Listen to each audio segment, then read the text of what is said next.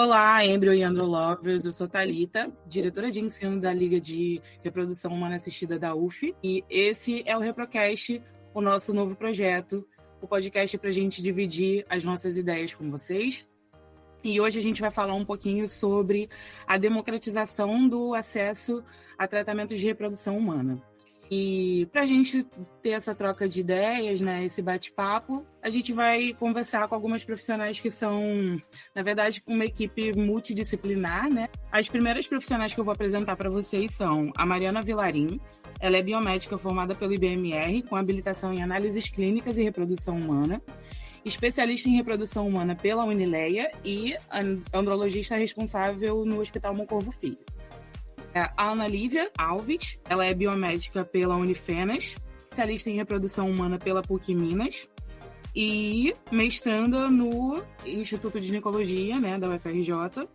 A gente tem também a Nádia, ela é enfermeira formada pela Universidade Federal da Paraíba, coordenadora de enfermagem da Clínica Embryo e especialista em reprodução humana, pós-graduada em obstetrícia e oncologia e tem MBA em qualidade e segurança do paciente. Participando também desse episódio, temos a psicóloga Isabela Torella. Ela é formada em psicologia pela Universidade de São Francisco, tem especialização em saúde mental, psicopatologia e atenção psicossocial, perinatalidade e parentalidade e atualmente ela é preceptora de residência multiprofissional em saúde da família. A gente vai discutir um pouquinho hoje sobre a democratização do acesso a tratamentos de reprodução humana e um pouquinho sobre SUS. E falando de SUS, a gente vai começar aqui pela Mariana e pela Ana Lívia Alves. Elas atuam no Hospital Moncorvo Filho. O Hospital Moncorvo Filho, para quem não sabe, é um hospital universitário. O Instituto de Ginecologia do Hospital Moncorvo Filho, a gente tem a atuação ali do pessoal lá da UFRJ, né? E começando a falar sobre SUS, lá é um dos pontos aqui no Rio de Janeiro que faz atendimento pelo SUS, né, para reprodução humana assistida. O tratamento lá consiste em investigação de infertilidade do casal e esse estudo aprofundado lá, o Moncorvo Filho oferece um tratamento de inseminação artificial e capacitação espermática para essa inseminação, né? Essa investigação de fertilidade começa lá com o laboratório de reprodução humana e andrologia. E Mariana e Ana Lívia, vocês podem falar um pouquinho do trabalho de vocês lá no Moncorvo Filho? Ana, pode começar. Achei que você ia começar. Então, oi pessoal, eu sou a Ana, eu tô lá no Moncorvo Filho já vai fazer 1 ano e meio.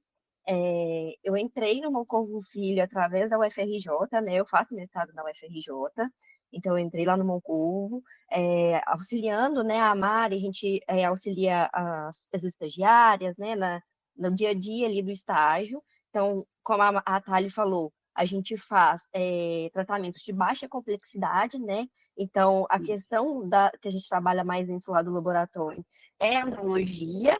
Então, a gente faz o espermograma, faz a capacitação espermática para a gente fazer a inseminação intrauterina. Então, a gente trabalha com isso lá dentro do laboratório. Exatamente, perfeito. Perfeito. Nádia, você pode falar para a gente um pouquinho sobre o seu trabalho lá na Embryo? Sim, vamos lá. Eu sou a Nádia, eu sou coordenadora de enfermagem na Embryo, Reprodução Humana Assistida, que fica localizada no Jardim Botânico. Eu estou nessa área há 16 anos, sou formada há 28 anos pela Universidade Federal da Paraíba. Eu sou um mix de cada coisinha que vocês viram aí, né? Então, para mim, na reprodução humana, é uma coisa assim que eu não sei nem explicar fisicamente. Eu explico emocionalmente por quê. Primeiro, sou mãe de reprodução humana. Sou mãe de ovo doação, né? A minha filha hoje tem 6 anos de idade. Sou apaixonada por essa minha área de reprodução, de ovo doação e recepção. E trabalho com toda a coordenação das equipes, principalmente da enfermagem, porque tudo ali está interligado, né? Tanto da andrologia como da fertilização in vitro, da FIV, com toda a equipe médica, Então, eu sou uma ponte de ligação com tudo isso. Recebo todas as sorologias, vejo todas as sorologias, faço toda a triagem, anexo tudo em prontuário, faço parte também da assistência, tá? Não só a parte de administrativo, não. Eu estou na assistência, eu coordeno, eu vivo, eu acolho junto com a minha equipe todos os dias esses pacientes. Recebemos esses pacientes lá na Embryo. A Embryo é um laboratório, gente. Lá não é um consultório, né? É um consultório. Então, a gente vai receber essa paciente já preparada, ela vinda dos consultórios externos para o procedimento, seja ele de fertilização in vitro, ICSI, congelamento, transferência embrionária, entre outras atividades que a gente também determina lá também na Embryo, tá? Então, essa paciente é acolhida, essa paciente ela é afagada, porque elas chegam com muito assim, medo, susto, né? Durante todo o procedimento, todo o tratamento não é fácil, principalmente a fase de indução com as medicações hormonais.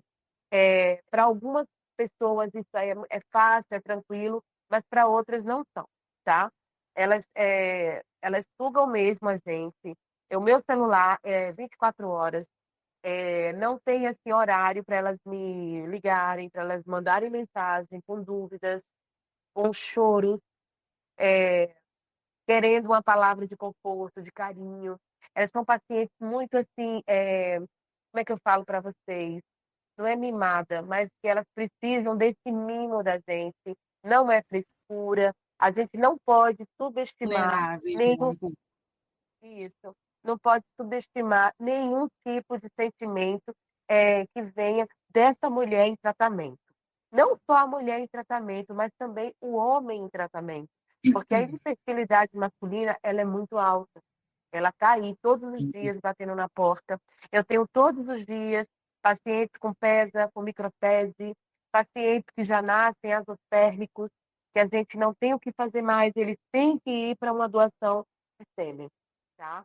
Então, assim, o trabalho é em conjunto, o trabalho é na família, é homem e mulher, também é individual, que a gente sabe que as produções independentes estão aí e aumentando cada vez mais, né? São os casais homoafetivos também, que a gente também tem que saber trabalhar com todo tipo de público, tá? Não é indiferenciando, mas diferenciando o cuidado, né? Porque o cuidado, ele é o quê? Ele é autônomo. O cuidado é para cada um. Ele é diferente para cada um, porque cada um ele tem um sentimento diferente naquele momento, tá? Então, assim, para falar de reprodução, acho que eu vou ficar aqui uma semana com vocês, porque eu amo. Acho que a gente compartilha desse interesse, Nádia, sério. Aham, aham. Aproveitando o gancho, eu vou pedir para a Isabela falar um pouquinho sobre ela e sobre o interesse pela psicologia, aproveitando o gancho da Nádia e perguntar para a Isabela assim, o que ela considera muito importante nessa jornada do tentante, na visão dela como psicóloga, né? Bom, eu acho que no final das contas eu vou acabar trazendo uma perspectiva um pouco da população que não acessa os serviços que vocês oferecem, Isso. né? Uhum. Porque eu estou no posto de saúde, que é a porta de entrada da atenção básica. Perfeito. Então, quando a gente fala de planejamento familiar, e é uma coisa que a gente faz muito dentro da unidade de saúde, geralmente as pessoas pensam em vasectomia e laqueadura. Isso. Mas o planejamento familiar é muito maior do que tudo isso, né? Também é a possibilidade de indicar quando eu quero gerar, quando eu quero gestar, se eu quero, né? Então, eu acho que para essa questão do planejamento familiar, talvez falte esse outro olhar, até do Ministério, enfim, do governo, para que isso seja de mais fácil acesso, né? Eu fiquei muito curiosa para saber como as pessoas chegam nos serviços de vocês, assim, é encaminhamento, é demanda espontânea? Na realidade, quando nós escolhemos você para participação nesse episódio, era justamente por conta disso. Eu imaginei que você viria com essa visão mais da saúde básica, né, e da saúde pública. E lá no Moncorvo, a gente recebe os pacientes que são encaminhados pela Clínica da Família, né, a Unidade Básica de Saúde, com essa queixa, assim, de infertilidade primária, né? E a partir daí que se faz a investigação de fertilidade e eles têm esse acesso aos tratamentos de reprodução lá de baixa complexidade, né? Como a Ana Lívia falou e a Mariana. Então, essa visão sua eu acho muito interessante mesmo para contribuir para o episódio. Aqui no município, eu acho que a gente. Eu trabalho com 3 unidades e 4 equipes de saúde da família. Uhum. Então, dos meus territórios, eu acho que a gente não tem nenhuma paciente no momento que acessa algum tipo de serviço de reprodução humana assistida, né? Eu tenho 2 com demanda, mas elas ainda estão naquela parte ginecológica, de fazer os exames e tudo mais. Uhum. Quando a Nádia estava comentando, né, da peculiaridade de cada tratamento, de como a gente vai identificando que cada pessoa é um mundo, mesmo dentro do casal, né? Cada indivíduo, o homem e a mulher, eles trabalham aí de uma maneira muito diferente com essa frustração que a infertilidade traz. Então, eu acho que essa visão individualizada e biopsicossocial, que é você enxergar a pessoa como um todo e não só como infértil, é muito importante, né? Então, trabalhar em cima da onde vem esse desejo de gerar, porque a maternidade não vem só por essa via, mas entender por que é importante para essa pessoa que ela gere e geste, né? Então, esse olhar, assim, completo, integral para a pessoa, eu acho que é fundamental para minar um pouco do sofrimento que é tão grande. Porque quando você fala de um casal que não consegue gerar, ele não supre nem a expectativa do casal de ter ali, de passar o DNA para frente, de perpetuar a existência, e nem a social, porque é o que se espera de um casal que casou. É verdade. Então, são muitas frustrações envolvidas que não só a parte médica, né? É verdade. Gente, eu queria fazer umas perguntas para vocês, assim. Primeiro, eu queria colocar umas perguntas que são minhas, né, sobre o panorama e os desafios dessa democratização do acesso aos tratamentos. E aí, eu queria fazer umas perguntas, na realidade, para todas vocês, para a gente ver a visão de todas vocês sobre o mesmo assunto, né? E a minha primeira pergunta é como vocês acham que o SUS e a rede privada podem atuar em conjunto, assim, para tornar os tratamentos mais acessíveis? Posso falar? Sim. Então, vamos lá. Eu falando da rede privada, tá?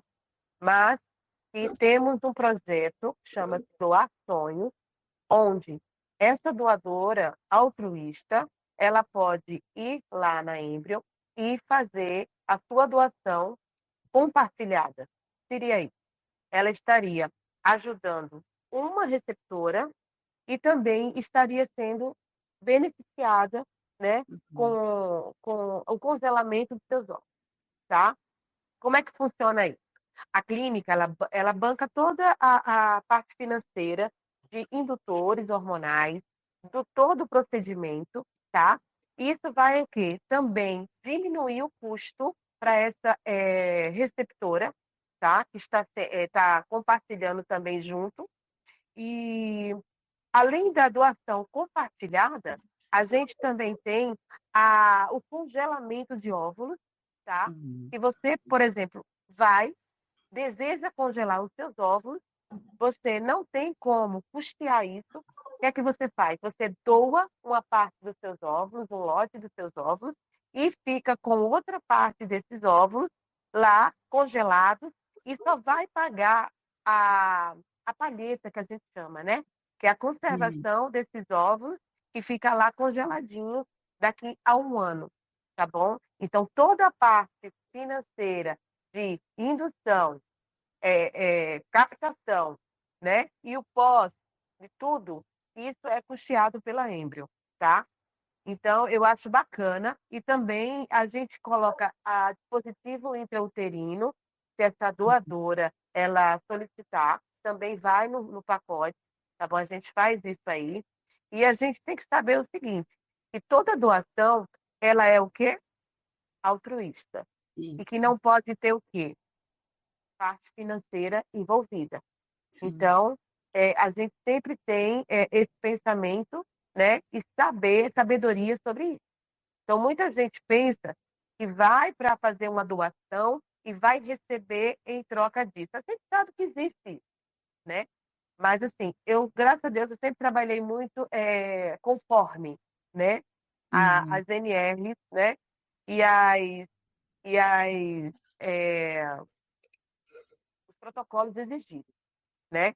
Então, é isso, gente. A gente tem um projeto de doações e quem quiser saber mais sobre esse projeto, para doação voluntária, para doação compartilhada, para congelamento dos seus óvulos, a gente está toda sexta-feira, tá, com consulta gratuita, né, com essas doadoras e também receptoras que levam também doadoras para custear parte do seu tratamento, ele sendo 100% ou não.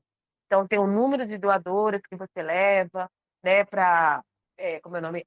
Pagar toda a parte do laboratório, tem o número de doadoras que você leva para custear metade ou 100% do seu tratamento. Então, assim, eu acho bem legal.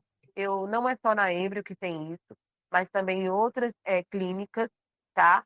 Eu acho que, ultimamente, antigamente a gente não via muito isso, mas hoje está sendo mais, assim, acessível, tá?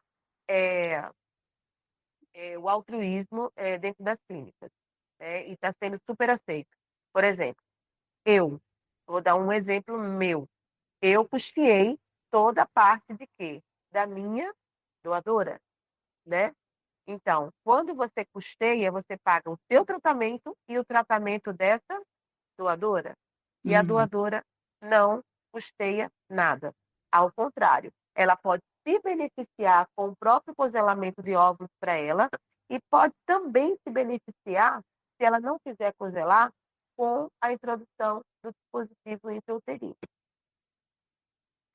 Eu acho Perfeito. muito interessante essa questão que a Nádia falou, justamente de ovodoação, e incentiva, né, ainda mais essa questão de ovodoação e tudo mais. E vindo da parte do público, né, eu também acho muito interessante a questão de parceria público-privada, né? Então, tipo assim, as Uhum. clínicas privadas estarem ajudando as clínicas que trabalham com o público pelo SUS. Então, eu acho que isso ia reduzir muito as filas que a gente tem dessa demanda do setor, e Uhum. além disso, compartilhar tecnologias deles, por exemplo, com É pesquisas e tudo verdade. mais. Então, eu acho isso muito Uhum. interessante. Por exemplo, quando eu fui atrás da questão da gente trazer mais coisas para o Moncorvo, eu acho interessante, por exemplo, tem algum equipamento ali parado dentro do laboratório. Se a gente não está usando, alguém pode usar? Ele está disponível para isso? Vamos doar isso para alguém que está precisando aí, algum laboratório que seja um laboratório pequeno, que seja público, que esteja precisando disso. Até mesmo insumos que não estejam vencidos, claro, mas que estejam sobrando ali, por exemplo. Eu acho isso muito necessário, porque isso aí também incentiva mais a pesquisa e outras coisas, já que a UFRJ é bem voltada para pesquisa. Então, eu Sim. acho isso muito necessário, né? Sim, essa questão do SUS leva a gente a pensar em tantas coisas, porque assim, quando a gente começa a discutir sobre direito à família e essas coisas, é o que a Isabela estava falando, a gente tem acaba ficando muita coisa em aberto, né, sobre essa questão de planejamento familiar. Os tratamentos de reprodução assistida oferecidos pelo SUS, eles ainda têm muita... Como eu vou explicar? Tem muitas lacunas assim a serem preenchidas, né? Porque os tratamentos de alta complexidade, eles só são oferecidos em casos de preservação, a necessidade da preservação de fertilidade, se você vai fazer um tratamento oncológico, né? E aí tem muita coisa que ainda fica em aberto. Lá no Moncorvo, a gente acaba pegando vários casos que existe uma dificuldade, uma real dificuldade assim, de concepção, né? E são casos que, às vezes, uma inseminação intrauterina, que é o que a gente oferece lá, não vai adiantar. E aí, como que faz? Porque essa pessoa só pode ter acesso a esses tratamentos se for por uma questão de ela ter passado por uma coisa muito difícil na vida, que é um tratamento oncológico, né? E preservar essa fertilidade de alguma forma. A gente estava falando essa semana sobre promoção de saúde, né? Porque sempre tem essa conversa sobre planejamento familiar e concepção é feito mais para o lado feminino também, e fica tudo muito escasso, porque a gente fica esperando os pacientes lá, e esses pacientes que a gente só recebe os pacientes com as parceiras.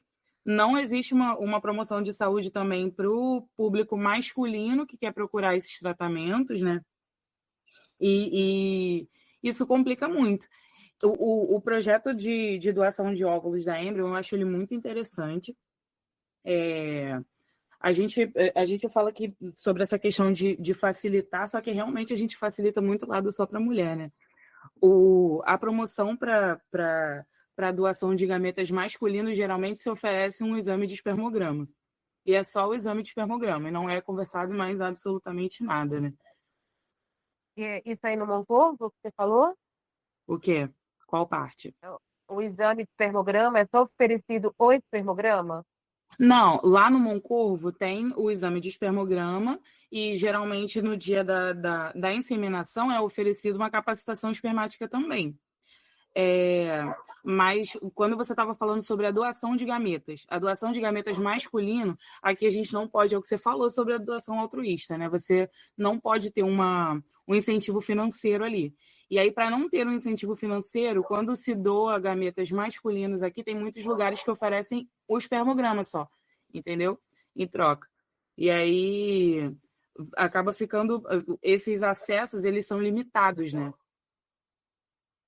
É verdade. Eu acho que ouvindo vocês falar nessa discussão, quando a gente pensa nessa democratização do acesso pelo SUS, não tem como fugir de pressionar por uma legislação, né? Tem que ser legislado isso, porque não tem uma portaria, não tem uma normativa que indique os acessos, que disponibilize uma parte orçamentária para que isso seja criado, para que incentive pesquisa, para que se capacite a equipe. Então, é muito básico, né? Então, eu acho que não tem como fugir disso. Em 2012, se eu não me engano, teve um financiamento do Ministério da Saúde que, se eu não me engano, eles pegaram 8 clínicas do SUS e custearam 206 FIVs, se eu não me engano, mas esse financiamento não foi renovado e depois ninguém nunca mais falou sobre isso. Então, é uma questão de legislar mesmo sobre isso, de colocar no papel, escrever de onde vai vir esse dinheiro, como que a gente vai capacitar essa equipe, quem é a pessoa que vai acessar. E uma outra coisa também que eu acho muito importante, se existir em algum momento essa legislação, a gente tem que pedir para que seja descentralizado. Porque para uma paciente do interior acessar esse tipo de tratamento, inviavelmente ela tem que ir para a capital. Né? Então, não é só o custo do tratamento em si, mas é do deslocamento, da ausência no seio familiar, porque às vezes essa mulher já tem mais filhos, às vezes ela é cuidadora de outros familiares. Então, tudo isso tem que ser pensado, né? Porque hoje em dia as clínicas que oferecem, elas estão muito nos centros, né? Então, tem que pensar nessa população ribeirinha, que também tem direito a pensar se ela quer e quando ela quer ser mãe, né? População indígena, né? Então, tudo isso eu acho que precisa entrar nessa conta e eu acho que vai chegar um momento que a gente não vai mais conseguir fugir de criar uma lei sobre isso mesmo. É verdade. Para poder se normar, né? Tem que ter normativa. É verdade. Sim, e aproveitando também esse gancho que a Isabela falou, né? Que é justamente isso. Lá no Moncorvo, eu lembro que teve um paciente lá que a nossa consulta começa às 8 horas da manhã, e eu lembro que o paciente disse que saiu de casa 2 horas da manhã para conseguir chegar lá a tempo. Então, realmente, por mais que o Moncorvo seja ali no centro, né? Realmente é o centro só para algumas pessoas que moram aqui perto. E eu acho que essa questão que todas falaram, da questão, é legal a gente falar também sobre a divulgação, né? Porque eu acho que, graças a Deus, está sendo falado bastante sobre ovodoação. A gente está tendo muitas notícias sobre isso, tanto na internet quanto no Instagram, em redes sociais. A gente está vendo muita gente congelando o óvulo, né? Isso é muito importante. E também eu acho que essa falta de divulgação, às vezes, pode acabar influenciando. Por exemplo, quando eu falava para as pessoas que a gente fazia inseminação, espermograma pelo SUS de graça, as pessoas ficavam, caramba, isso existe? Eu não sabia que isso existia. Então, assim, realmente, acho que se a gente pega e divulga um pouco mais, a gente consegue espalhar um pouco mais a notícia. Eu sei que lá em Brasília, se eu não me engano, também tem recursos pelo SUS. Se eu não me engano, lá também faz fertilização. Só que é isso, como pelo SUS às vezes é um pouco mais limitado, tem essa fila de espera muito grande. E como também foi falado, né, as pacientes elas ficam muito ansiosas. Então, justamente por isso que é muito importante essa reunião dessa equipe multidisciplinar, justamente para todo mundo conseguir ali se ajudar um pouquinho e transparecer melhor para o paciente e para o casal mesmo. E é tão importante, Mariana, assim, a doação de óvulos, sabe? É muita gente esperando, sabe, um óvulo doado para poder ser mãe, né? O meu caso, né? Eu fui mãe aos 45 anos de idade.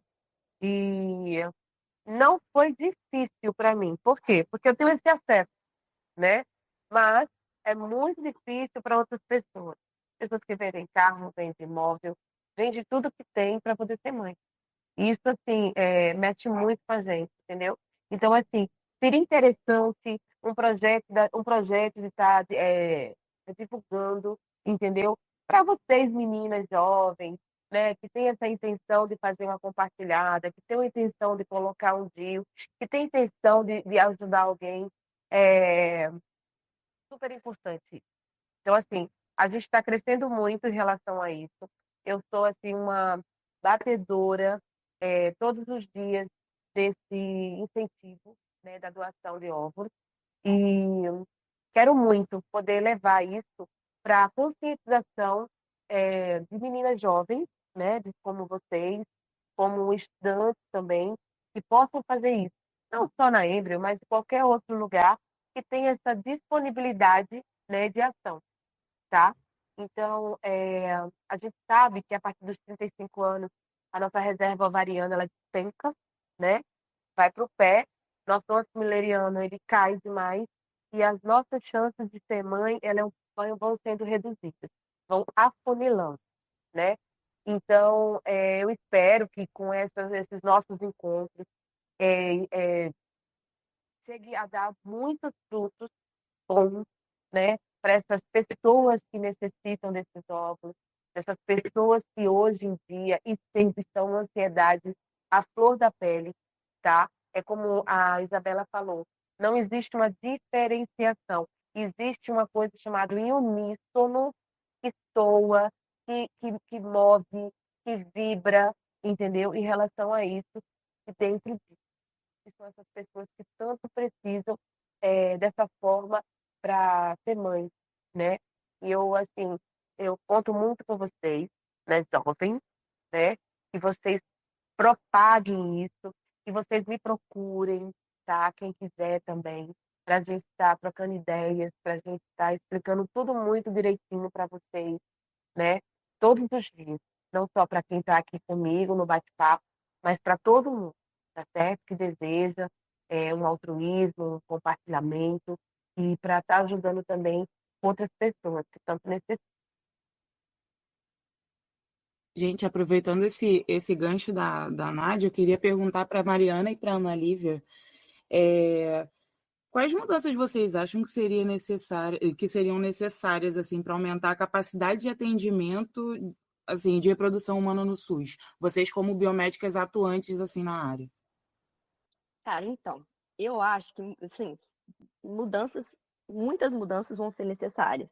Mas eu acho que o ponto principal é justamente uma destinação de uma verba maior para o setor, né? Como a Isabela estava falando, na questão de legislação também, de onde vai vir dessa verba, como que vai ser controlada, como que a gente vai direcionar essas coisas. Então, eu acho que o ponto principal é ter uma verba maior, porque é, como tem muitos desafios, principalmente na questão da falta de insumos, e como há poucos laboratórios no Brasil que oferecem esse tipo de tratamento pelo SUS, isso restringe muito o acesso da população. Então, também vem a questão de democratizar, né, esse acesso. Então, por exemplo, eu vim de uma cidade que é uma cidade do interior de Minas Gerais. Então, lá a gente não tinha acesso a nenhuma clínica, nem privada. Então, nem privada, nem pelo SUS. Então, não tinha essa democratização. Então, a gente lá na cidade, a gente não ouve falar disso. Então, além disso, tem que ter essa divulgação, como vocês estavam falando antes. Então, eu acho que seria necessário ampliar os laboratórios pelo SUS, que na maioria das vezes a infraestrutura é precária, é menor. Então, investir mais na atualização, igual como eu falei antes, parcerias, né, com pública-privada, ou até mesmo ajuda de instituições de ensino que vão estar ali ajudando, fazendo pesquisa. Então, eu acho que assim, o SUS ele exerce um papel que ele é fundamental, ele é indispensável em todas as áreas da saúde, né? E eu acho que para fortalecer essa atuação na reprodução assistida é essencial também. Então, nessa questão da parte da verba, eu também acho extremamente essencial para aumentar assim, o número de pacientes para ser atendido e também melhorar os resultados. A gente levar uma qualidade maior para o paciente. Então, eu acho que o ponto principal justamente é esse, de destinação de uma verba maior para esse setor. Entendi. Com essa necessidade dessas mudanças, como vocês acham que o SUS lida com a alta demanda desses tratamentos diante da limitação de recursos? Então, é justamente isso. O SUS ele enfrenta um desafio muito grande nessa área, né? Porque, como a Ana estava falando, a partir do momento que a gente expande ali, que a gente tem recursos, a gente sabe que a gente já tem uma grande demanda. A partir do momento que a gente colocar ali realmente para uma estrutura um pouco maior, talvez, a gente sabe que vai aumentar mais ainda, que é algo que já é muito recorrente, né? Então, assim, a estrutura, querendo ou não, ela vai ser menor do que as redes privadas. E isso infelizmente, é o que acontece. Justamente por isso, porque nós temos certas limitações, às vezes de espaço, às vezes de insumos.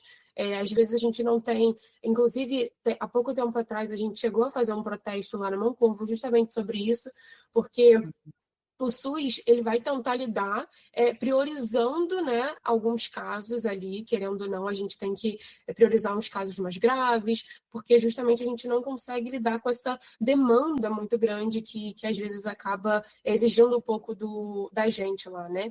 Então, justamente por essa questão vou dar o exemplo do Moncorvo, né? Como o laboratório acaba sendo pequeno, a gente acaba tendo um pouco essa restrição. Então, eu acho que, assim, infelizmente, a gente, às vezes, tem que reduzir um pouco ali os pacientes, como eu falei, para dar prioridade, mas eu acho que realmente, como falou de legislação, acho que se a gente tivesse essa questão mais certinha, digamos assim, né, eu acho que a gente conseguiria investir um pouco mais e aí talvez essas limitações seriam menores do que elas já são hoje em dia, entendeu? Entendi. Mariana, eu vou aproveitar a sua fala, tá? Como é que você chegaria para o paciente de baixa complexidade, encerrando esse ciclo e falando para ele que ele tem que ir para uma alta complexidade e esse paciente tem recursos? Como é que tu Perdão, vê isso? travou um pouquinho aqui para mim. Você pode repetir, por favor? Claro, eu queria saber como você chega no paciente que seria de baixa complexidade, mas que Uhum. você vê algo mais, que não pode mais dar continuidade com esse paciente, e ele teria que ir para uma alta complexidade. Então, eu acho que assim, eu acho que o meu papel como biomédica, como eu realmente fico mais para esse lado do laboratório, por isso que é importante essa equipe multidisciplinar, porque eu acho que essa questão realmente não é mais minha, infelizmente. Tem certas coisas que, por exemplo, só um psicólogo que é capacitado para isso conseguiria. Então, lá no Mancorvo, inclusive, a gente tem uma psicóloga e ela é responsável por falar com esses pacientes. Então, na época que a gente estava tendo a inseminação, o que a gente fazia? O casal ele já tinha passado pela psicóloga, e no dia da própria inseminação, eles também conversavam com a psicóloga. Então, eu acho que nessa parte, acaba que não é mais uma coisa que eu consigo ajudar, porque talvez eu não tenha capacitação para falar com o paciente sobre aquele assunto tão delicado, né? Então, eu acho que nesse caso já teria que ser realmente essa equipe multidisciplinar da psicologia, da enfermagem e outros ali, sabe?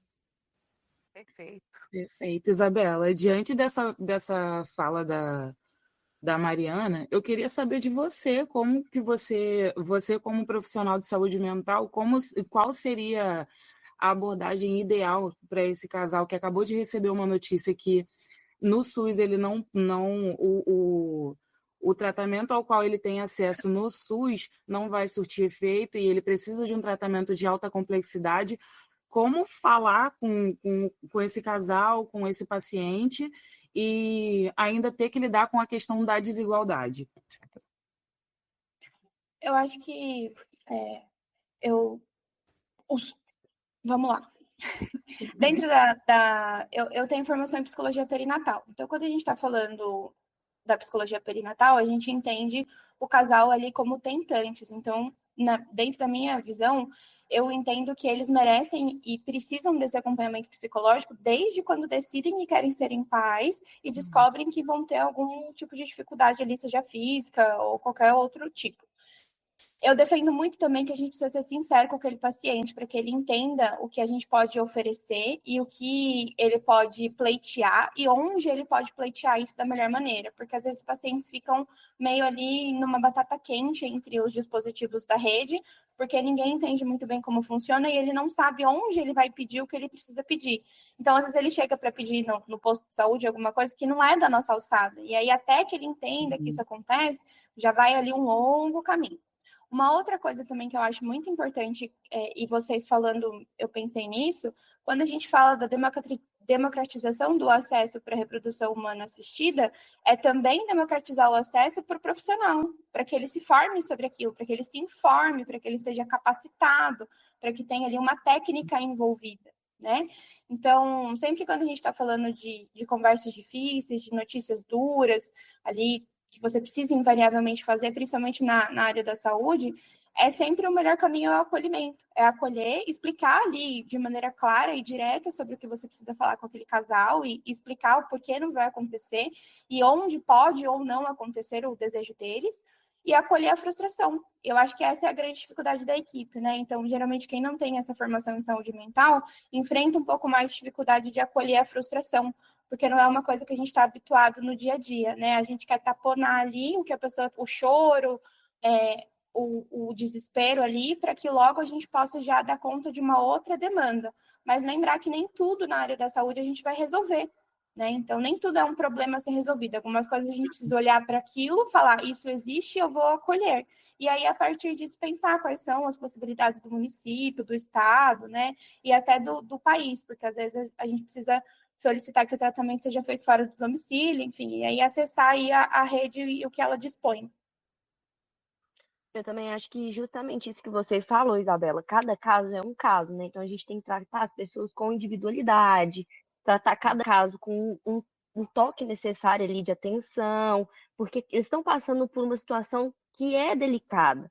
Então eu acho que todos os profissionais, não só psicólogo, não só enfermeira, mas também o embriologista, tratar isso com mais delicadeza, ter mais esse tato de conversar com o paciente, porque cada vez mais o embriologista está saindo de dentro do laboratório e indo em encontro ao paciente. Então, eu acho que tem que ter essa delicadeza para conversar, tem que entender que eles estão passando por um tratamento ali, que não é um tratamento fácil. Então, eu concordo muito nessa questão de que tem que ter essa especialização para poder conversar com o paciente e saber o que você está lidando ali, né? Eu acompanho os residentes, né, em saúde da família, e a gente recebe também muito estagiário da graduação. E aí uma conversa que eu sempre tenho com eles é que o bom profissional não é o que fala bonito, é o que escuta bonito. A equipe de saúde tem isso para qualquer profissão, assim, qualquer formação. A gente enfrenta uma dificuldade de ouvir o que aquela pessoa que está na nossa frente está falando. Muitas vezes porque a gente está com a mesa cheia de demanda, outras vezes porque atravessa a gente de uma maneira muito complicada o pedido, a solicitação, o choro, a tristeza, e a gente não consegue lidar com aquilo. Outras vezes porque algumas pessoas não conseguem deixar as próprias ideologias de lado para poder atender o que aquela pessoa está te falando. Então, é necessário que a gente treine essa escuta, porque muitas vezes o problema se resolve na escuta.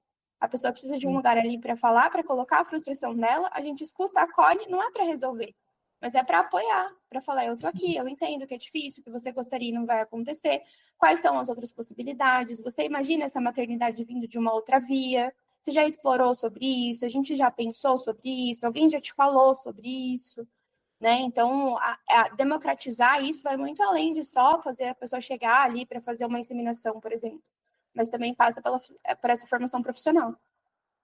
Exatamente. O cuidado, ele é humanizado, ele é integrador, ele é acolhedor, ele é uma escuta que a gente chama de ausculta sem julgamento, né? Como você falou, Isabela. E também o embriologista, ele está saindo da sua zona de conforto hoje em dia, mais do que nunca. Ele está indo diretamente conversar com aquele casal ou com aquela mulher, entendeu? Porque as dúvidas são imensas, principalmente quando se fala em técnica, né? Uhum. E eles vão para lá com um turbilhão de coisas na cabeça, né? E que chegando lá, eles têm um turbilhão de coisas e de dúvidas que são para serem tiradas. E hoje em dia, mais do que nunca, todos os dias, na verdade, eu tenho o meu embriologista, os nossos embriologistas, indo de encontro, né, no leito com esse casal, com essa mulher, para tirar essas dúvidas. E é uma forma também, assim, de participar, né, de integralizar junto com toda a equipe. Eu estou achando isso fantástico, porque antes a gente só via bancada, bancada, bancada, bancada, né? E Sim. hoje em dia, não. A gente vê assim, estou pegando na tua mão e estou indo com a enfermagem, estou indo com o médico, estou indo com o centro cirúrgico, estou indo com todo mundo, né? Todo mundo, até o andrologia, né? O pessoal sai, vai lá explicar o que é o Zymote, vai lá explicar o porquê de uma nova coleta. Antigamente era assim, ó, Nádia, manda o paciente de novo aí para fazer nova coleta porque foi insuficiente, Nossa. né? Nossa, Bem antigamente. essa discussão sobre capacitar os profissionais também acaba. Nossa, lá no Moncorvo a gente faz uma entrevista, né, anamnese com o paciente, para entender algumas coisas antes da coleta e passar as informações para o paciente. E você entender como falar com o paciente é muito importante, porque, por exemplo, nós no laboratório a gente tem acesso ao prontuário do casal. E, assim, o espermograma ele é um exame muito constrangedor, entendeu? Então você tem que ter esse tato para falar com o paciente, para direcionar o paciente para uma sala, para você conversar com ele. E aí, às vezes, as pessoas têm não têm esse tato para falar com o paciente. Além do tato de falar com o paciente, não pensa nas consequências que as falas delas podem gerar. Esse é um assunto muito delicado. A gente sempre leva em consideração que é muito importante essa questão de gestar, de ter um filho. Reprodução assistida é uma área, a gente tem que dizer que realmente é uma área muito elitizada.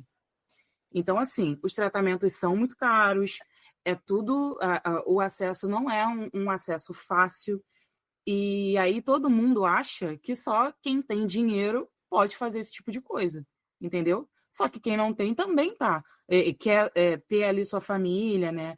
E aí, nessas situações, se a gente não souber falar com o paciente, a gente acaba fazendo eles desistirem de um sonho e deixar para lá, porque eles não têm como eles não têm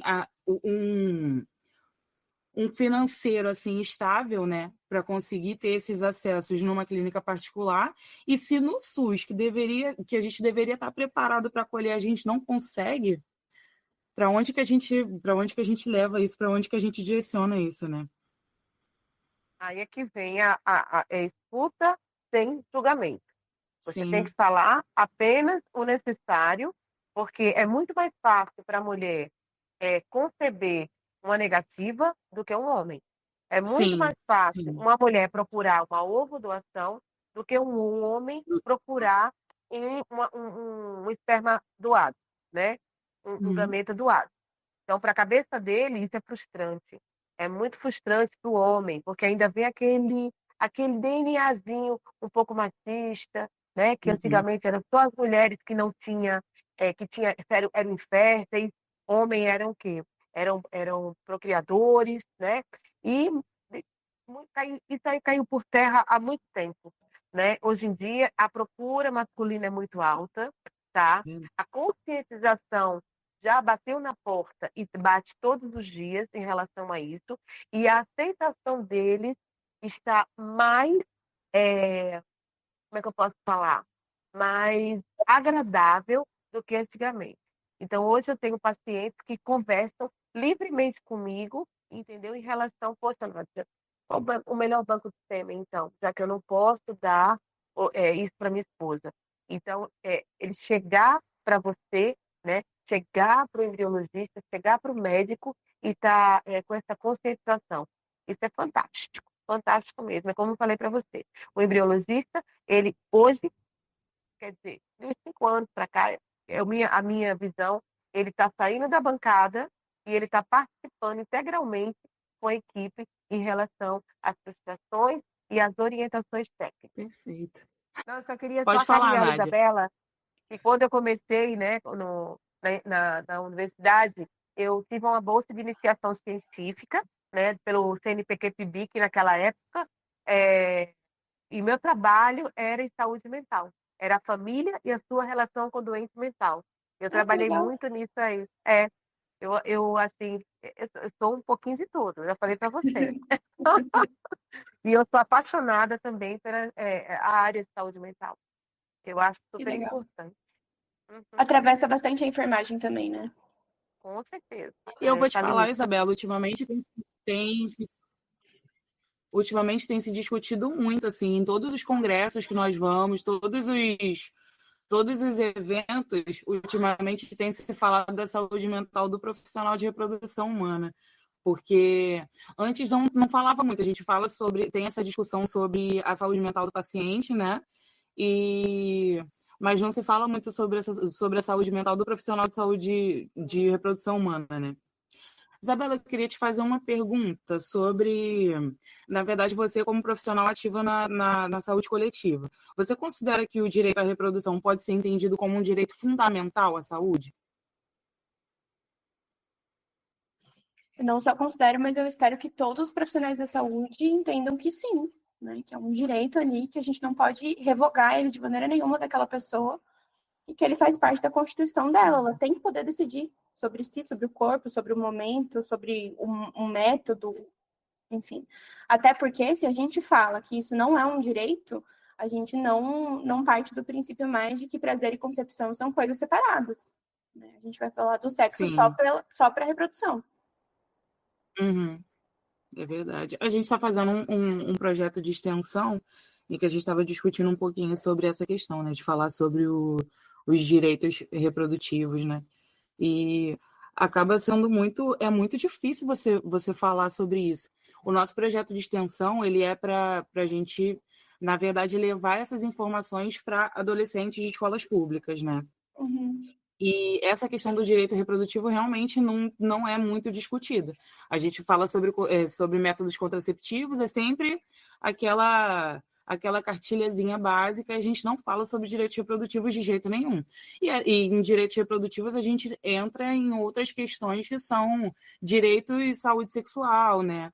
E conversar sobre essas coisas com o adolescente continua, infelizmente, sendo um tabu muito grande. E abordar isso com adultos na saúde coletiva é muito difícil também. É muito difícil também, porque realmente não tem essa divisão. Quando você fala sobre planejamento familiar, realmente a gente pensa só em contracepção. Sim. E eu ainda vou além. Quando a gente fala de planejamento familiar, a gente pensa só em contracepção e a gente pensa só em casais heteronormativos. Exatamente. A gente não fala de outras configurações familiares, né? Então, também tem que pensar sobre isso e de como isso afeta o acolhimento daquela equipe de saúde, do quanto ela está capacitada para falar sobre aquilo, e do quanto esse adolescente sabe do que ele pode, do que ele não pode, né? Do quanto a gente está criminalizando o sexo na idade deles, porque a busca pelo prazer, a gente deveria, na verdade, estar incentivando, né? Quantas coisas estariam sendo menores, problemas menores, se a gente estivesse incentivando que esses adolescentes descobrissem o próprio prazer. É verdade. A gente acaba limitando muitas coisas também. A gente tendo acesso a tratamentos, mesmo que de baixa complexidade, já poderia facilitar a vida de muita gente, em casais homoafetivos, inclusive. Porque, por exemplo, se a gente tem aí um casal de 2 mulheres e a inseminação resolveria essa questão para elas conseguiriam conceber, né? E tem um doador, e tem tudo planejado, e tem como fazer esse acompanhamento, mas ainda assim o SUS não oferece. A gente realmente só tem essa visão de casais homoafetivos, né? Homoafetivos, perdão, heteroafetivos.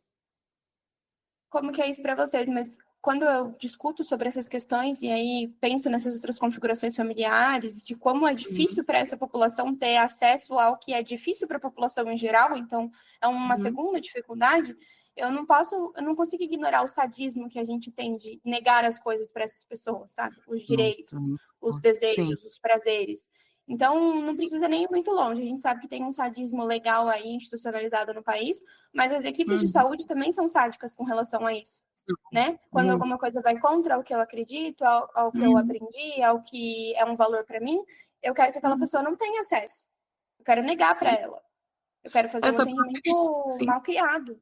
Né? Essa própria questão do SUS mesmo, nas clínicas particulares, isso já é rotina, entendeu? Acompanhar casais homoafetivos e fazer todo o processo até você entregar ali um bebezinho no colo deles, entendeu?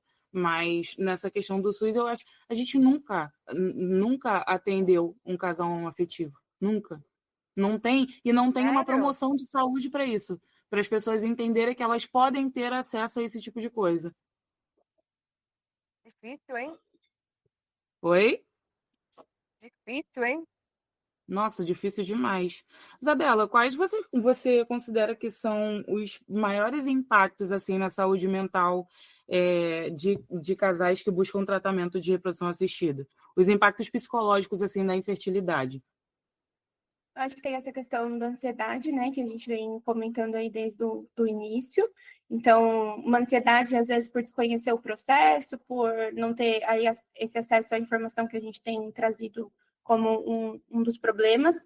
Eu acho que a mulher tende a ficar mais deprimida, né, tanto pela questão ali do consumo hormonal, mas também por quanto ela se desgasta naquele processo. Então, dentro da psicologia perinatal, a gente fala que tem um sofrimento com a infertilidade e um sofrimento pela infertilidade, porque o tratamento é todo feito no corpo dela, mesmo quando é uma questão de infertilidade masculina. Né? A gente também não pode ignorar isso. Então, rola esse desgaste entre o casal, porque às vezes a mulher gostaria de seguir o tratamento, às vezes não dá certo na primeira tentativa, mas ela tem desejo de fazer novas tentativas. O homem, às vezes, ele não quer ir tão longe, porque ele acompanhou o desgaste no princípio e ele viu ali o que aquilo custaria para eles enquanto casal e o que custaria para ele enquanto homem dentro daquela relação. Então, a mulher tende a ficar mais deprimida. E aí, isolamento social, porque deixa de frequentar ali reuniões de amigos, porque às vezes não quer contar de uma tentativa frustrada, às vezes não quer comunicar essa infertilidade do casal, né? Então, tudo isso vai ali contribuindo para um quadro misto, ansioso e deprimido, né? Que precisa ser olhado e observado, porque a gente sabe que os dados de depressão pós-parto são maiores nas mulheres que já apresentavam esses quadros durante a tentativa, ali o processo da gestação, e o puerpério tende a se agravar mais, né? Então tem que ser olhado isso pela equipe. Isabela, uma coisa que você falou aí sobre o marido não querer fazer novas tentativas, né? A gente vê isso muito no Moncorvo, principalmente na questão principalmente até mesmo a primeira coleta. Então a gente vê que muitas mulheres, elas que são as responsáveis ali, por exemplo, quando a gente vai fazer um agendamento de termograma, a gente lida com a mulher. Então a gente vai mandar uma mensagem para agendar com a mulher. Então eu acho que o homem ainda vê isso muito como um tabu. Então, eu acho que eles sentem uma vergonha, algo do tipo. Então, eles não lidam com isso. Então, a gente vê quem toma a frente de todo o tratamento é a mulher. Então, acaba sobrecarregando ela, além das outras partes, isso também sobrecarrega ela. A gente vê isso muito no Moncorvo. É assim também no privado, ou Nádia? Ou é mais tranquilo a questão do homem? Então, a gente tenta, né, incluir, né, o parceiro em todas as orientações, tá? Tanto a mulher como o homem. Então, a gente divide essa sobrecarga emocional. A gente tenta dar uma relaxada, né, dessa sobrecarga, dividindo essas orientações, né? A gente mantém foco, né, nas orientações de como vai ser o procedimento, a gente mantém foco no conforto desse acolhimento deste homem naquela sala de coleta. A sala de coleta, se tiver uma variação de temperatura, já quebra, né? A gente sabe que se estiver muito fria, não vai rolar. A gente também sabe que se estiver muito quente, não vai rolar. A gente procura ter um ajuste bom para esse homem ele conseguir fazer essa coleta e também ele participar de todo o processo junto com a sua esposa, com a sua companheira, entendeu? Até hoje eu não tenho ainda um casal homoafetivo, o casal homem, né? Eu só tenho casais Sim. homoafetivos femininos, né? Mas nessa clínica, né? Eu já tive em São Paulo, né? Casais homens, né? E que as orientações é como se fosse para um casal hétero, mas respeitando a, a, a orientação masculina, né? Daquele homem, daqueles dois homens. A gente tem que respeitar também, junto com eles, além das orientações, crenças, valores, as práticas espirituais. Alguns deles querem levar alguma coisa para aquela sala de coleta. O que seria isso, Nádia? Uma imagem. Tem umas coisas assim fantásticas. Não querem, às vezes, assistir o que se passa na televisão, né, na parte de sexual, né, erotização, para poder chegar à ejaculação. Tem homens que preferem levar a esposa, né, às vezes até entra com a esposa, mas a gente explica que não pode ter o contato, que não pode ter nada de muco, né, compartilhado, né? E é isso. Então a gente respeita. A gente tenta trazer esse homem, né, para que ele não vai perder 100%, mas que ele esteja mais tranquilo e confortável naquele procedimento, entendeu? É isso aí. Justamente, lá no laboratório a gente tem essa questão de fazer anamnese com o paciente antes para tentar deixar ele mais confortável com a situação. Com certeza, para passar ali com a psicóloga, isso tudo vai deixar ele mais calmo, mas essa questão que eu falo justamente é da mulher estar lidando com tudo, né? Dela ter que tomar a frente de tudo isso é um pouco mais complicado, né? Mas aí, nisso que a Ana Lívia está falando, eu acho que a gente não pode ignorar uma provocação do porquê que é tão custoso para essa mulher. Porque este homem, ele nasceu e cresceu sabendo que ele poderia sonhar com qualquer coisa.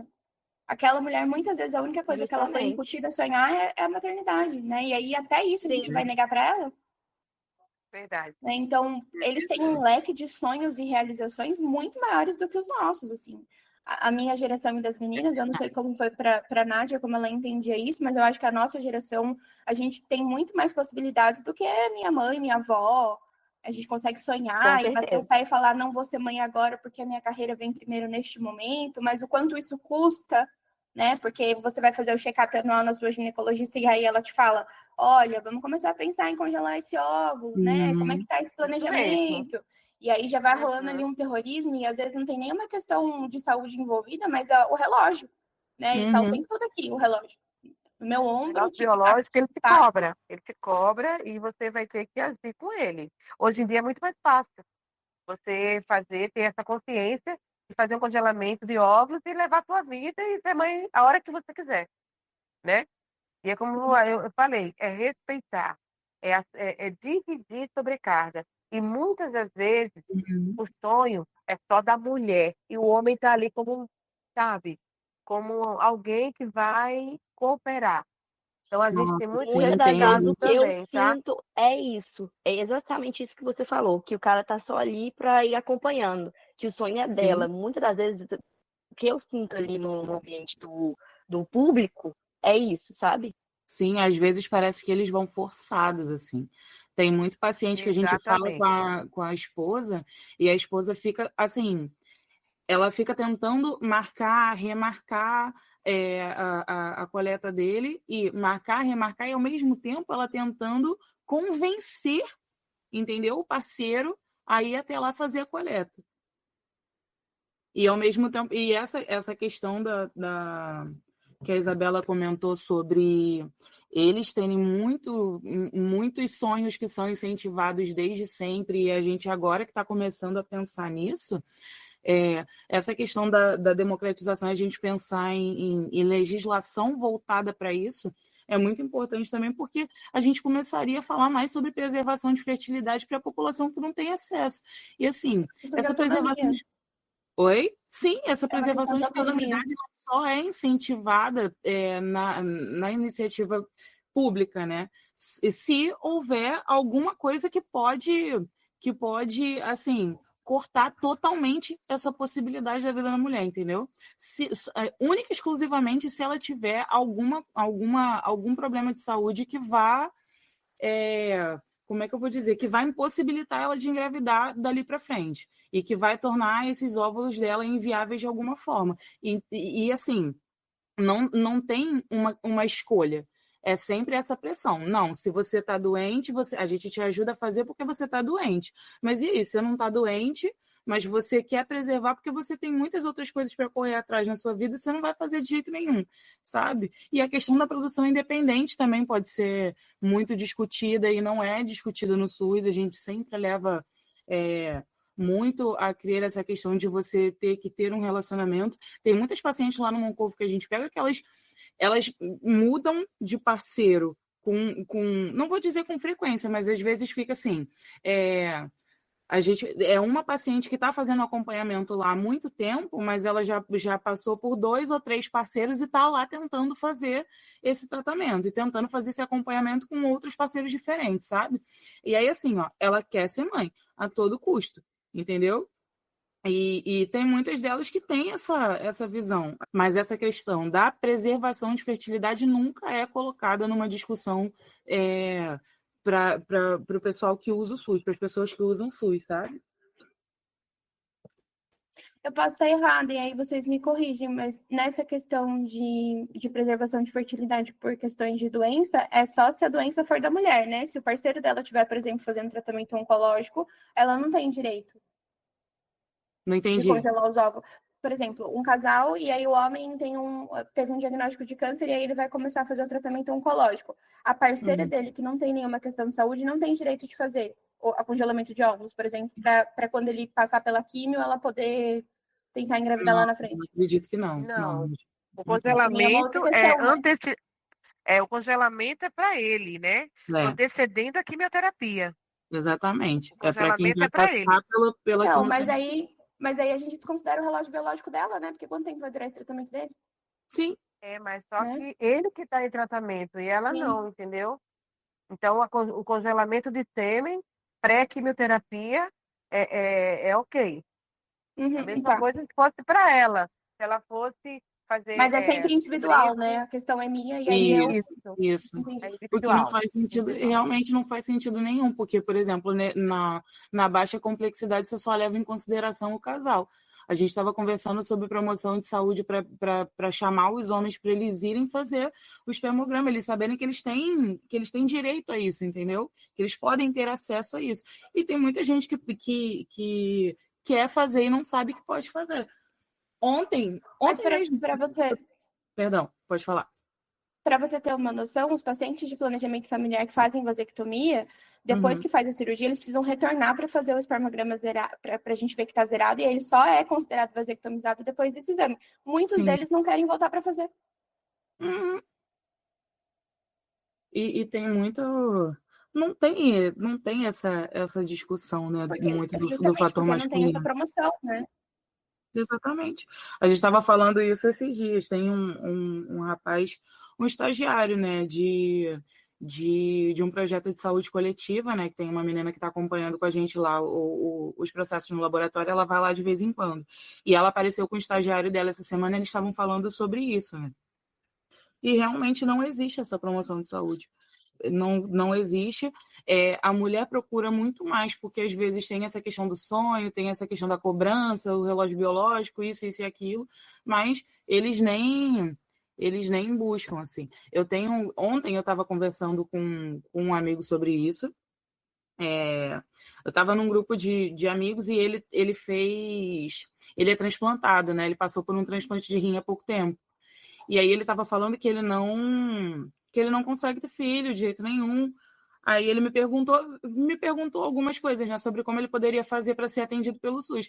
Aí eu fiquei assim, olha, normalmente você pode pedir um encaminhamento pela clínica da família e tal, só que assim, às vezes eu fico muito, muito desconcertada de falar essas coisas, porque pode ser que se ele chegar na clínica da família e não tiver a esposa dele, entendeu? Ele não vai conseguir passar por esse tratamento, ele não vai conseguir fazer esse exame, porque e lá por ser um instituto de ginecologia, ainda tem essa questão, lá é um instituto de ginecologia, atende a mulher primeiro. Entendeu? Só que assim, aqui no Rio de Janeiro, os únicos polos de atendimento de reprodução humana que são do SUS são da UFRJ. Os dois são da UFRJ, né? A maternidade da UFRJ, que faz as técnicas complexas para preservação de fertilidade, e o Moncorvo, entendeu? Só que assim, é público, mas é voltado única e exclusivamente para o público feminino.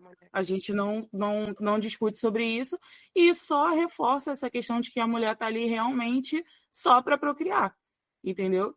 Porque ela está ali só para procriar, ela não tem outros sonhos, ela não faz outras coisas, a gente não tem esse incentivo assim para o público masculino. Pensando nisso que você... Pode falar, Mariana. Não, eu só ia aproveitar para falar que, inclusive, eu e a Ana, a gente já deu uma palestra sobre fertilidade e a gente falava justamente sobre isso, como a fertilidade masculina ela é negligenciada, porque ela não é falada da mesma forma que a gente fala da feminina. Então, às vezes, a gente vai ver ali várias pessoas falando que a mulher ela tem ali até os 35 anos, né, e que ela consegue engravidar às vezes de uma forma mais fácil, mas a gente não tem o mesmo para o homem. E aí, às vezes, eu não sei se isso acaba tendo uma desinformação dele, de pensar que ele vai ficar até os 50 e poucos anos conseguindo, né? O que às vezes pode ser um fato, mas que acaba passando despercebido outros tipos de problema que esse paciente possa ter, que às vezes vai acabar influenciando a própria varicocele, que acaba influenciando ali. Às vezes o paciente não sabe o que tem, às vezes o paciente não vai ao médico para ver, então assim, às vezes acha que é só um negocinho ali que apareceu, mas às vezes realmente é uma coisa que pode acabar influenciando a fertilidade daquele paciente. Então acho que é muito disso, da questão dessa negligência, dessa coisa de realmente não ser tão falado quanto o público feminino, né? E acaba que tem essa pressão pra gente, da gente, opa, até os 35 anos ali é o nosso limite. O que às vezes não necessariamente, né? Então eu acho que é um pouco disso também. Eu ia falar, eu não sei se vocês viram que saiu na mídia essa semana que o influenciador Lucas Angel viajou porque a filhinha dele de barriga de aluguel vai nascer, né? Ele é casado com um homem. A gente perde muito, né? Porque poderia estar usando esse caso para falar sobre essas coisas, né? Para aproximar a informação do público. Porque, beleza, ele foi conceber nos Estados Unidos por questões terceiras, assim. Mas a gente não poderia aproximar isso para a nossa realidade, trazer para o público dele o que cabe no país, o que a gente tem disponível, quais que são as vias de acesso, quando que a gente precisa começar a pensar sobre isso, quem procura quando eu quero pensar sobre isso. Então, se perde muito nessa popularização da informação, né, que não existe. É verdade, realmente todos os casais homoafetivos masculinos que a gente conhece, assim, que são pessoas públicas, sempre quando tem alguma questão de produção in vitro, isso nunca é falado. Eles só falam, a gente tem ali uma barriga solidária, entendeu? O neném vai nascer tal dia, e é só essa questão que é discutida. Quando a gente fala numa outra vertente, do outro lado, aí a gente já fala sobre a fertilidade como um todo. O caso da Mariana Rios está aí para não deixar a gente mentir, porque o caso da Mariana Rios foi uma coisa que todo mundo acompanhou, ela teve uma dificuldade ali, tudo foi muito explicado sobre o processo dela. Tudo foi muito explicado sobre o processo dela e acaba não havendo realmente essa discussão. Sim. E como a Isabela falou, né? Parece tudo muito simples, muito tranquilo. Eu fui ali, tenho uma barriga solidária, eu vou ganhar, nosso filho vai nascer, nossa filha Agora vai eu vou lá nascer, buscar, tá tudo muito maravilhoso. Eu vou lá buscar o meu pacotinho. Mas não viu a dificuldade, né, do que foi para chegar em todo esse processo, de chegar até um médico para conversar, para atrás de uma barriga solidária, para acompanhar todo esse processo. também vem o lado ansiedade, porque não é tudo flores. Sim. Eles passaram por tudo isso, O né? caso do Paulo Gustavo, né, com o marido dele na época, eles conversaram que a produção deles a ideia era fazer eles terem 2 filhos, e esses 2 filhos seriam um com material genético de um com material genético do outro. Foi a única coisa que foi falada também. Nossa, tinha tanta coisa que poderia ter sido discutida com isso, porque, assim, eles ainda chegaram a falar alguma coisa, sabe? Para você entender que não é só você ir lá, coletar o material e fazer uma ICSI e tá tudo certo. Entendeu? Eu acho que essas questões também dizem para a gente do quanto não só o acesso, mas a informação e a pesquisa e tudo mais é monopolizado pelo privado, né? Quanto isso não é democrático nem para os profissionais que não sabem como funciona, para a formação desses alunos que estão saindo das faculdades aí, dos cursos na área da saúde.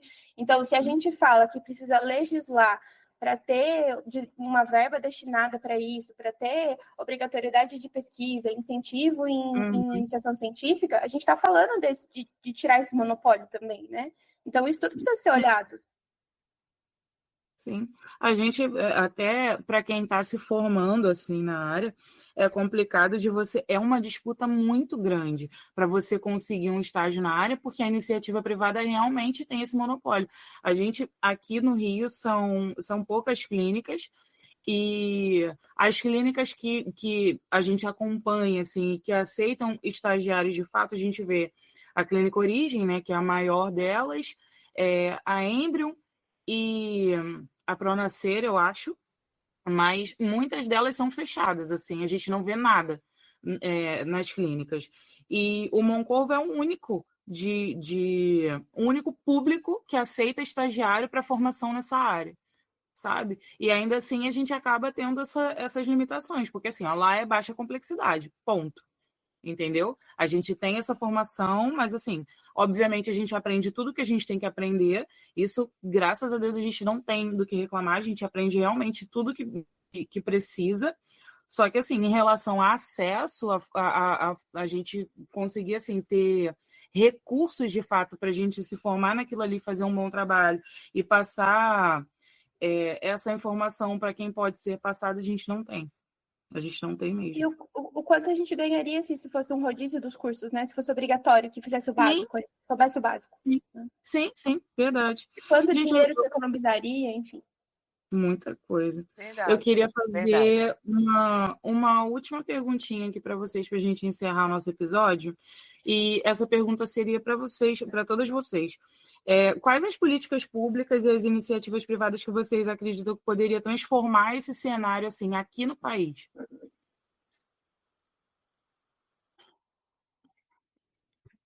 Posso começar? Pode. Eu acho que a gente precisa falar dessa questão da discussão orçamentária, né? E aí criar uma legislação sobre isso, como já foi dito. E criar, acho que a regionalização desses centros de atendimento para que se descentralize isso das capitais, para que também se facilite esse acesso, né? Então, como você acabou de falar, Thalita, talvez se essas clínicas privadas elas fossem mais abertas para fazer uma educação continuada desses profissionais que trabalham no SUS, e aí fazer até o intercâmbio de informações, quanto se economizaria com isso e quanto se ganharia pelo outro lado, pela troca de informações do que existe de um lado do muro e o que existe do outro. Né? Eu acho que a gente não vai inventar a roda com nada, mas é fazer coisas mais produtivas com o que a gente já tem. Perfeito. Uma parceria, né? É uma parceria, né? Seria super interessante uma parceria, como a Isabela falou, do público com o privado. E abrir várias portas, né? E... Só um pouquinho, vou botar. Minha filha. E abrir muitas portas, né? E o incentivo também, como você falou, Thalita, não são todas as clínicas que abrem as portas, né, para os estágios. E eu acho isso super, super interessante e eu sou super a favor disso, tá? Porque no estágio você vai observar que tem muito talento. Alguns vão aflorar, outros não. Mas você vai descobrir muitos talentos que podem ser aproveitados. Pelo que as meninas falaram, justamente dessa junção pública e privada, eu também acho muito importante a questão de doação e tudo mais, mas eu também acho muito importante os laboratórios serem ampliados. Então, aumentar essa quantidade de laboratório que façam esse tratamento pelo SUS. Como, por exemplo, hospitais universitários que podem abrir algum setor voltado para a reprodução. E aí, a partir disso, a partir dessa ampliação desses laboratórios que vão fornecer esse procedimento pelo SUS, a gente fazer mais campanhas de conscientização. Então, voltar mais para a parte da infertilidade, mostrar para o pessoal que existe esse lado, que não é só a questão de prevenção, mas também do cuidado com a infertilidade. Então, eu acho muito importante. Você falou de hospital universitário, não é isso? Isso. Então, aqui no Rio, como é que funciona? Porque eu estou aqui no Rio há 6 anos. Eu não tenho uma interação. Eu conheço, eu morei em São Paulo 24 anos. Então, assim, é o Pérola Byton, entendeu? Existe também alguns não, poucos hospitais universitários também, que eles estão dentro desse clima, né, da infertilidade, trabalhando em cima disso. E como é aqui no Rio de Janeiro, a parte de universidade? Acho que aqui no Rio de Janeiro, a universidade que mais tem hospitais assim espalhados é a UFRJ mesmo. E principalmente relacionado à reprodução humana, realmente aqui só tem, até onde eu sei, só tem a UFRJ. Mas assim, em relação a laboratórios, por exemplo, nessa questão do estágio e o acesso ao conhecimento em si, né? A gente aqui também tem 2 universidades que têm laboratórios de inovação em reprodução assistida, que são a UFRJ e a UF, que também tem. Só que na UF eu acho que o laboratório, nenhum deles é voltado para a reprodução humana, só que a reprodução humana é estudada por conta das técnicas, porque a gente usa as mesmas técnicas, entendeu? E aí tem esses 2 laboratórios e o hospital universitário que tenha uma parte voltada para a reprodução, até onde eu sei, é o FRJ. Só o FRJ. Certo. Mariana? Não, eu também acho, assim, deixa eu tentar ligar minha câmera. Assim, a mesma coisa, eu acho que realmente aqui no Rio a gente acaba sendo um pouco mais limitado também, eu acho que foi o que a Ana falou.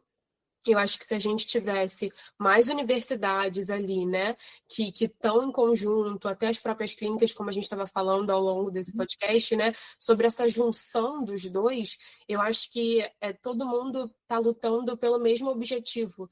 Então, eu acho que nada mais justo do que a gente se juntar nesses momentos, né, para a gente conseguir dali sair uma coisa muito boa e positiva e que ajude muitas pessoas. Então, eu acho que também, aqui no Rio, realmente, eu não conheço outros lugares que tem, eu não conheço muitos lugares, mas eu acho que está faltando, assim, um pouquinho disso ainda. Nossa, tá. E no incentivo à pesquisa ainda tem um laboratório na Fiocruz.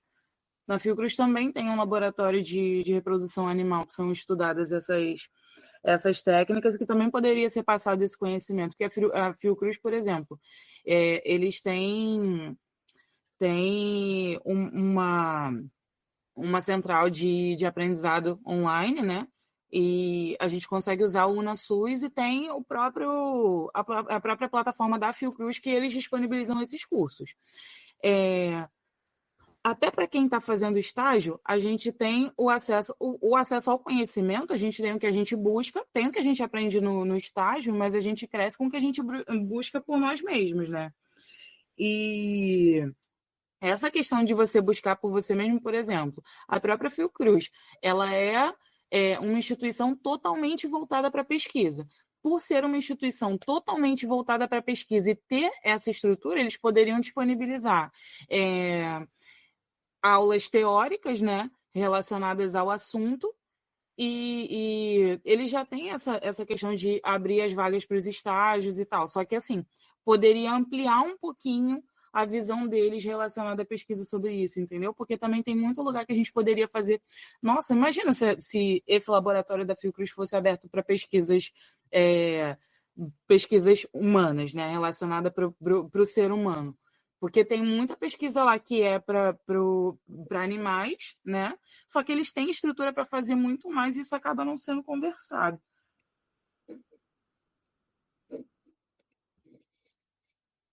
O áudio de vocês cortou um pouquinho. Nádia, não te ouvi.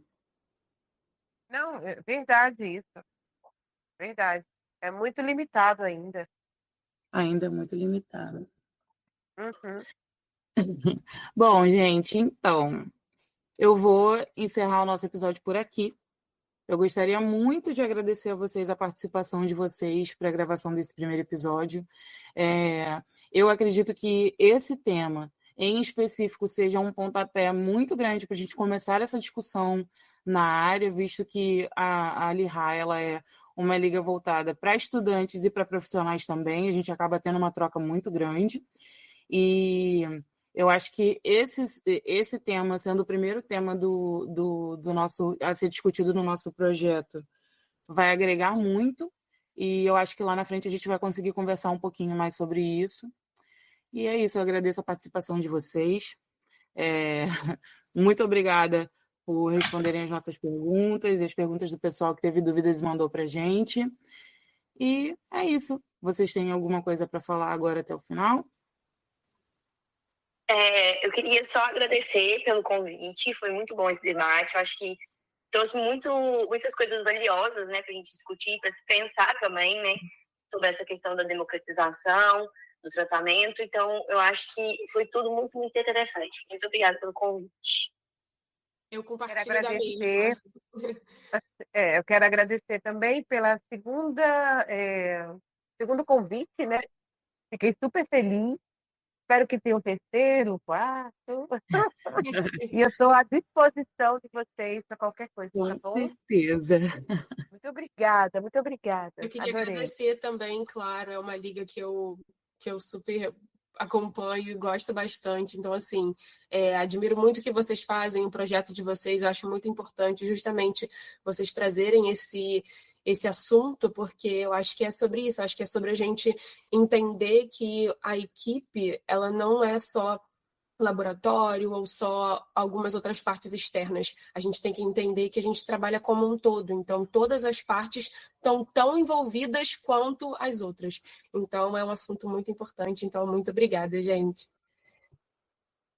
Bom, queria dizer que foi um prazer e uma honra ter sido considerado para participar. Queria parabenizar vocês pelo projeto. Eu acho muito importante que essas informações cheguem cada vez mais e de maneiras diversas, né?